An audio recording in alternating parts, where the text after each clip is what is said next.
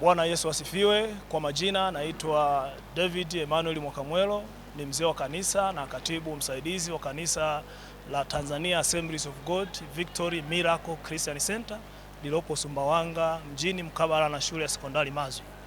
Leo ni tarehe 13 ya mwezi wa pili, ni siku ambayo tunahitimisha maombi yetu ya siku 40. Tulikuwa na maombi ya siku 40 ya mfungo.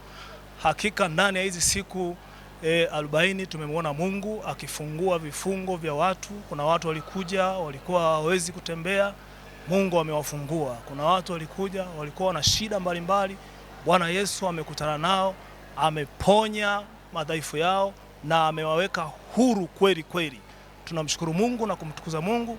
Shauku yangu ni kuliomba kanisa la Mungu na washirika wote wa kanisa hili zuri la VMCC na wote ambao wananifuatilia na kunisikiliza wakati huu, pale tutakapotangaza tena maombi, sisi kama viongozi wa kanisa hili pamoja na mchungaji, naomba chonde pate kuhudhuria maombi hayo.